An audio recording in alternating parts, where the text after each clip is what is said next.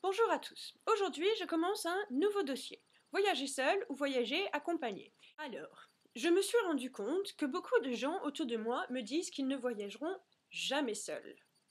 Pour plusieurs raisons que je comprends plus ou moins.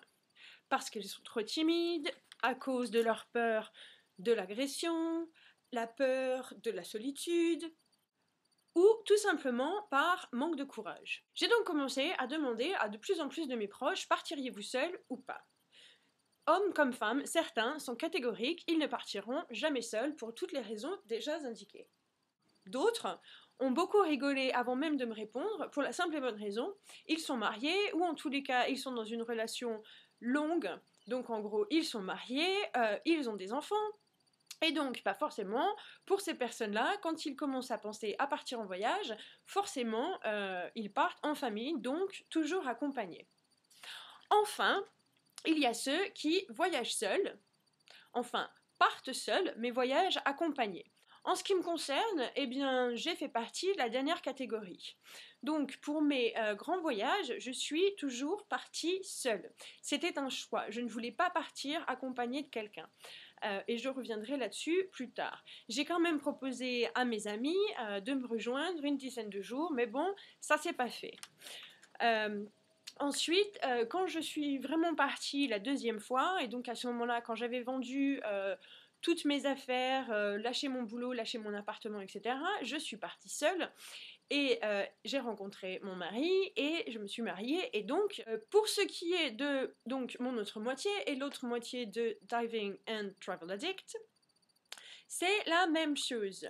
Donc, il a voyagé seul, il a fait beaucoup de croisières de plongée sous-marine, et quand il faisait ses croisières de plongée sous-marine, il partait seul. En ce qui concerne son dernier départ, donc quand il est parti et qu'il a quitté l'Angleterre, et bien pareil, il est parti tout seul et on s'est rencontrés et on s'est mariés et donc aujourd'hui, on voyage ensemble. Donc, quand je me retrouve face à des hommes comme femmes qui me disent, tu comprends, je suis célibataire, j'ai pas le goût de voyager tout seul, et puis de toute façon je suis trop timide, etc., etc., ça, je peux l'entendre et je peux le comprendre. Maintenant, quand une de mes amies me dit, ah mais je suis une femme, là, je comprends un petit peu moins. Je m'explique. Il me semble que, en tant que femme, oui, il y a des situations qui vont être plus ou moins dangereuses. Forcément, je vais pas aller me promener dans toutes les villes en plein milieu de la nuit toute seule. Je vais pas forcément dans tous les pays du monde me sentir très à l'aise en maillot de bain sur une plage ou à marcher en mini-short.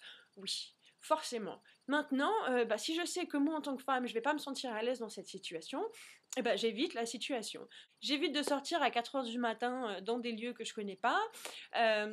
Dans les lieux, dans les villes où je me sens pas à l'aise en short ou en jupe ou en maillot de bain, je me mets pas en short, en jupe ou en maillot de bain, ou tout simplement, je n'y vais pas. Mais ça veut pas dire que voyager pour une femme, c'est plus dangereux. Donc, mesdames, s'il vous plaît, n'ayez pas peur de voyager seule, ça se fait très très bien. Ceci étant dit, je comprends très bien vos angoisses et vos peurs. Et je sais que de partir seule, quand on est une femme, ça demande beaucoup de courage et beaucoup d'énergie. Par contre, le courage et l'énergie que ça demande, c'est pas tellement d'en partir seule, c'est plus dans se battre sur l'idée que les gens vont vous renvoyer. C'est-à-dire que moi, quand j'ai organisé mon premier voyage, j'ai tellement eu de gens autour de moi qui m'ont dit oh, mais tu devrais pas partir toute seule, mais t'es une femme, mais une femme ça peut pas partir toute seule, mais tu vas voir, ça va être trop difficile, tu ferais mieux de partir avec quelqu'un, mais enfin voilà, j'en passe et des meilleurs. Hein. Ça a été très très très difficile. Et garder mon énergie et garder mon enthousiasme à voyager, quand j'avais des gens autour de moi qui me disaient que c'était une grosse connerie de voyager toute seule quand j'étais une femme, ça a été, je pense, une des parties les plus difficiles. Donc, mesdames, si vous regardez cette vidéo, surtout, n'hésitez pas, voyagez, sachez qu'il y a beaucoup d'entre nous qui voyagent autour du monde, et puis que, qui sait, peut-être que comme moi, vous allez rencontrer l'âme sœur, ou peut-être que, tout simplement, vous allez juste prendre un grand coup de bonheur. Voilà, j'espère que cette vidéo vous aura plu. Je vous dis à très bientôt pour donc la vidéo numéro 2. partir seule. Pourquoi oui, pourquoi non? Petit PS, ce n'est pas partir seule quand je suis une femme. C'est juste partir seule. Pourquoi oui, pourquoi non? Voilà. Au revoir. Ciao, ciao.